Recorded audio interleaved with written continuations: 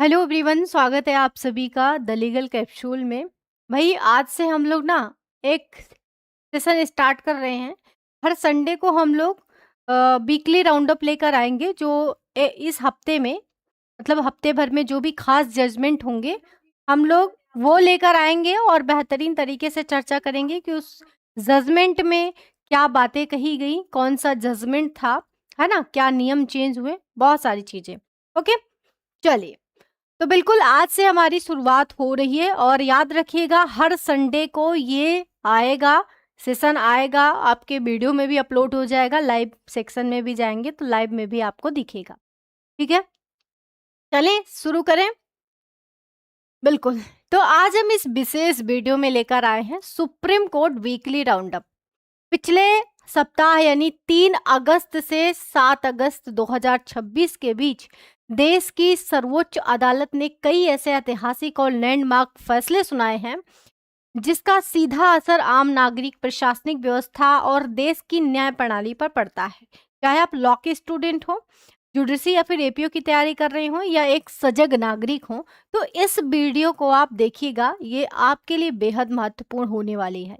आइए बिना देरी किए वीडियो की हम लोग शुरुआत करते हैं और जानते हैं कि इस हफ्ते में क्या कुछ खास हुआ और क्या होने को बाकी है। ओके, यदि इस पूरे सप्ताह के न्यायिक घटनाक्रम का आप विश्लेषण करेंगे तो सुप्रीम कोर्ट ने बहुत ही संतुलित और दूरदर्शी रुख अपनाते हुए इस हफ्ते के फैसले में कुछ मुख्य रूप से मोटर इंश्योरेंस के नियम को ज़्यादा व्यवहारिक बनाने, लिव इन रिश्ते में महिलाओं के अधिकारों की रक्षा करने और प्रवर्तन निदेशालय यानी ईडी की मनमानी पर लगाम कसने और पर्यावरण सुरक्षा को कड़ाई से लागू करने जैसे गंभीर मुद्दे इसमें शामिल हैं। कोर्ट के इस आदेश ने ये फिर साबित कर दिया कि न्यायपालिका नागरिकों के अधिकारों की रक्षा के लिए कितनी संवेदनशीलता से काम कर रही है। आइए एक एक करके इन सभी बड़े महत्वपूर्ण खबरों को डिटेल में पढ़ते हैं। आपके सामने ये कुल मिला के 9 हम लोगों ने खबर रखे हैं। आपके सामने ये जो भी है 9 बहुत महत्वपूर्ण खबर है। सबसे पहले हम बात करेंगे मोटर व्हीकल एक्ट के बारे में। तो ये पूरा का पूरा है, इसमें ये सारे जो है चर्चा हम लोग करने वाले हैं। पहली बात करेंगे हम लोग मोटर वाहन और इंश्योरेंस कानून में जो बड़े बदलाव हुए हैं उस फैसले की। सुप्रीम कोर्ट ने नेशनल इंश्योरेंस कंपनी लिमिटेड बनाम तुंगला धना लक्ष्मी, तो ये केस का नाम है, आप इसे नोट करिएगा। इस केस में ये बड़ा निर्देश जारी किया है। कोर्ट ने गौर किया कि 8 साल पहले निर्देशों के बावजूद कई वाहन आज भी बिना सही इंश्योरेंस के सड़क पर चल रहे हैं। इसे गंभीरता से लेते हुए कोर्ट ने आदेश दिया कि कई नई कारों के लिए थर्ड पार्टी इंश्योरेंस की अवधि को 3 साल से बढ़ाकर 4 साल और नए 2 पहिए वाहन के लिए 5 साल से बढ़ाकर 6 साल किए हैं। इसके साथ कोर्ट ने इंश्योरेंस कंपनियों को ये भी स्पष्ट किया कि कॉम्प्रिहेंसिव या पैकेज पॉलिसी का दायरा बहुत व्यापक है। इसमें केवल गाड़ी का मालिक नहीं बल्कि दुर्घटना के वक्त गाड़ी में बैठे अन्य लोग भी कवर होते हैं। कोर्ट ने इंश्योरेंस कंपनी को एक स्टैंड ऑफ इन सिस्टम अपनाने की सलाह दी ताकि ग्राहक अपनी जरूरत के हिसाब से आसानी से अतिरिक्त कवर चुन सके। तो यहाँ पे आप देखेंगे कि पैसेंजर कवरेज की भी बात कही गई है। ओके, अभी आप लोग रास्ते पे निकलते हैं तो जो चलाने वाला व्यक्ति होता है वही हेलमेट लगाता है या फिर वही जो है मोटर वाहन के जो नियम है उनको फॉलो करता है। लेकिन इसमें जो चीज़ें हैं कुछ चेंज हुई हैं, जैसे यहाँ पे 2 पहिए वाहन के लिए अब मैंने बताया आपको थर्ड पार्टी इंश्योरेंस की अवधि 5 साल से बढ़ाकर 6 साल, बाइक स्कूटर मालिकों की विस्तारित कवरेज के साथ। ठीक है, तो ये आप देखेंगे कि 2 पहिए वाहन के लिए 5 साल से बढ़ाकर 6 साल किया गया। इसके साथ ही कोर्ट ने इंश्योरेंस कंपनी को ये भी स्पष्ट किया कि कॉम्प्रिहेंसिव या पैकेज पॉलिसी का दायरा बहुत व्यापक है और इसके लिए गाड़ी का मालिक नहीं बल्कि दुर्घटना के वक्त गाड़ी में जितने भी लोग बैठे हैं उनको भी कवर किया जाता है। कोर्ट ने इंश्योरेंस कंपनी को एक स्टैंड ऑफ इन सिस्टम अपनाने की सलाह दी ताकि ग्राहक अपनी जरूरत के हिसाब से जो है कवर चुन सकें। अब बात करते हैं समाज और कानून के एक बेहद संवेदनशील मुद्दे की जो बहुत ही चर्चा में रहा है। Live in relationship, x and बनाम एक्स एंड अन्य बनाम कर्नाटक राज्य, ये आपका केस है। ये केस का नाम नीचे रहेगा हर स्लाइड में, तो इसे ध्यान रखिएगा। तो इस केस में देखेंगे, ये बहुत महत्वपूर्ण फैसला है, बहुत अच्छा मामला है। सुप्रीम कोर्ट ने इसमें स्पष्ट लकीर खींच दिया है। कोर्ट ने साफ कह दिया है कि जो लिव इन रिश्ते महज क्षणिक नहीं है, बल्कि शादी जैसे रिश्ते की श्रेणी में आते हैं। यानी लिव इन रिलेशनशिप में जो रहता है उसको कोर्ट ने कहा है कि भाई वो एक क्षणिक रिश्ता नहीं है थोड़ी देर के लिए, वो शादी वाला रिश्ता है, शादी जैसा रिश्ता है ना। यानी जहां दोनों का साथ रहने का इरादा स्पष्ट रूप से ये दिख रहा हो कि भाई ये दोनों साथ रहेंगे, आगे भविष्य में शादी करेंगे, स्थिर है उनका रिलेशनशिप, तो वहां यदि महिला के साथ किसी प्रकार की क्रूरता या फिर उत्पीड़न होता है तो पुरुष पार्टनर पर भारतीय दंड संहिता, यानी आप देखेंगे कि जो आईपीसी है इसकी धारा 498 का ए यानी घरेलू क्रूरता के तहत कानूनी कार्रवाई की जाएगी। अदालत ने बहुत ही तार्किक टिप्पणी करते हुए कहा कि केवल इसलिए कि कागजी तौर पर विवाह नहीं हुआ है तो किसी महिला को आप प्रताड़ित नहीं कर सकते हैं, है ना। इस तरह के कानूनी संरक्षण से वंचित करना पूरी तरह से भेदभावपूर्ण है। ये फैसला लिव इन रिलेशनशिप में रहने वाली महिला के लिए बहुत ही संबल की तरह काम कर सकता है, कानूनी संबल प्रदान करता है। ओके, तो ये आपको याद रखिएगा कि ये बहुत महत्वपूर्ण फैसला है। इसके ऊपर मैंने एक फुल वीडियो भी बनाई है, आप यूट्यूब पर जाके सर्च करिएगा तो मिल जाएगी। ठीक है, आइए आगे बात करते हैं।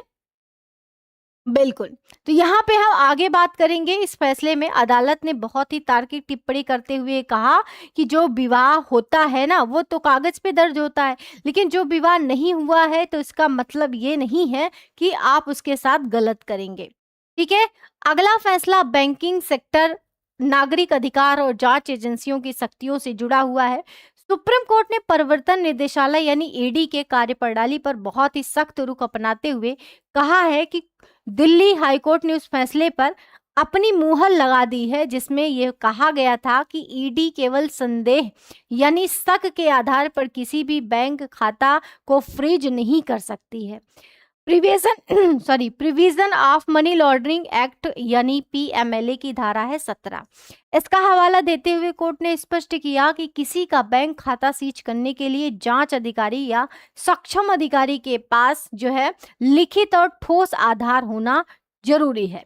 वो राशि अपराध से जुड़ी हुई है या सिर्फ जो मनमाने तरीके से अगर कोई ऐसा करता है, मतलब इन चीजों का पालन नहीं करता है, बिना ठोस आधार के चले जाएं या बिना लिखित आधार के चले जाते हैं चेक करने के लिए, तो मनमाना तरीका माना जाता है। मनमाने तरीके से या फिर बिना किसी पुख्ता कारणों के खाते फ्रीज करना नागरिक के व्यापार और वित्तीय स्वतंत्रता के मौलिक अधिकारों का हनन है। ये फैसला वित्तीय मामलों में पारदर्शिता लाने की दिशा में बहुत बड़ा कदम है। तो यहाँ पे आप ध्यान रखिएगा कि ईडी, प्रवर्तन निदेशालय जो है ईडी, अब अपना मनमानी नहीं कर सकता है। अब अपने मनमानी से किसी के बैंक खाते को फ्रीज नहीं कर सकता है। इसके लिए पीएमएलए की धारा है 17। इसके तहत इनके पास ठोस सबूत होना चाहिए, रीजन होना चाहिए, रीजन टू बिलीव होना चाहिए, तभी जाके कानूनी कार्रवाई हो सकती है। आगे बढ़ते हैं और अगला हमारा जो सबसे महत्वपूर्ण फैसला है, इसमें हम बात करेंगे व्यक्तिगत स्वतंत्रता और नागरिक अधिकारों से जुड़े बेहद बड़े फैसले की। अल्फिया ए बनाम केरल राज्य, ये आप देखेंगे ये केस का नाम है, केस का टाइटल है, इसे नोट करिएगा।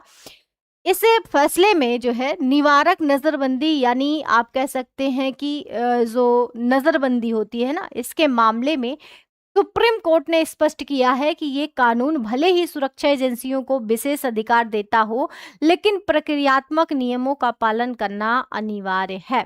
कोर्ट ने 2 टूक कहा है, यदि नजरबंद करने वाले अधिकारी ने डिटेन किए गए व्यक्ति को या लिखित रूप में नहीं बताया उसे कि मतलब अधिकारी के समक्ष अपना पक्ष रखने या प्रतिनिधित्व करने का कानूनी अधिकार है, तो ये एक बेहद गंभीर चूक माना जाएगा। सबसे खास बात यह है कि कोर्ट ने ये भी साफ कर दिया है कि यदि अधिकारी ने ये अधिकार नहीं बताया तो बाद में अगर उस व्यक्ति ने खुद भी कोई आवेदन दे दिया, तब भी अधिकारी की ये शुरुआती गलती अपने आप माफ नहीं हो सकती है।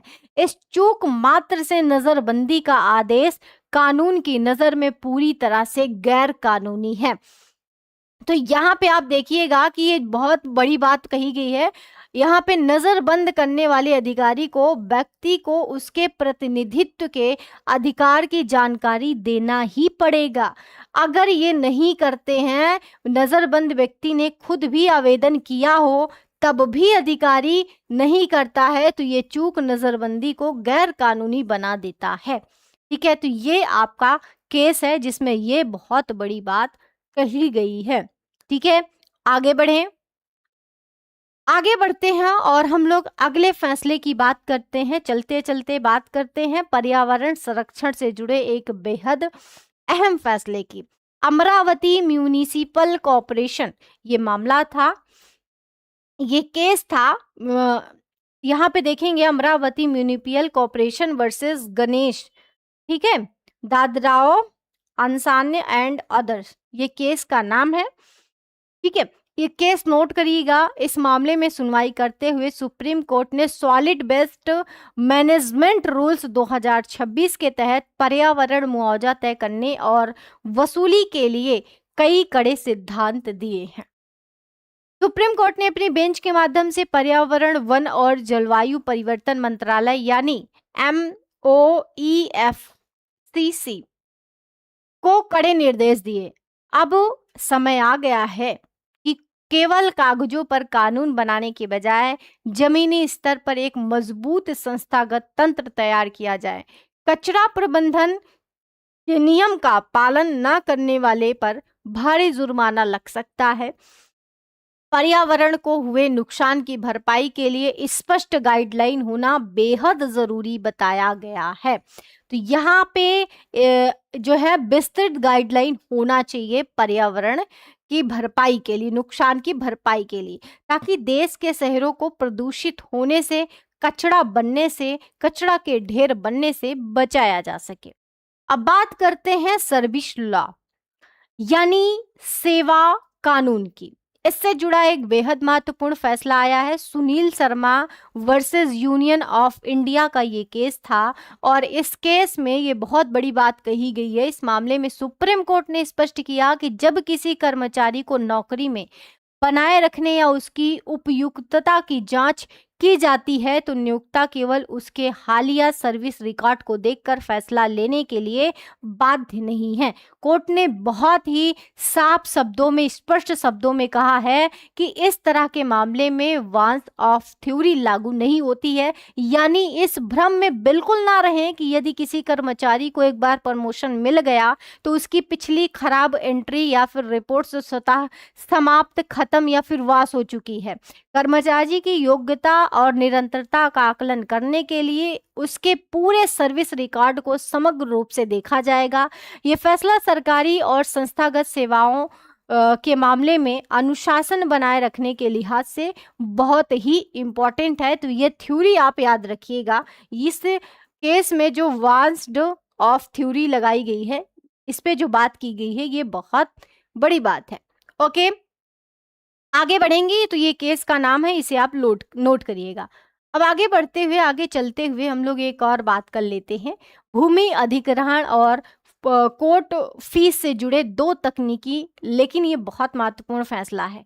पहली बात के वेंकटस्वामी बनाम गोरम्मप्पा ये मामला था। तो इस मामले की अगर आप बात करेंगे तो इस मामले में सुप्रीम कोर्ट ने फैसला सुनाया है कि नेशनल हाईवेज एक्ट के तहत काम करने वाले रेफरेंस कोर्ट का दायरा बहुत व्यापक है।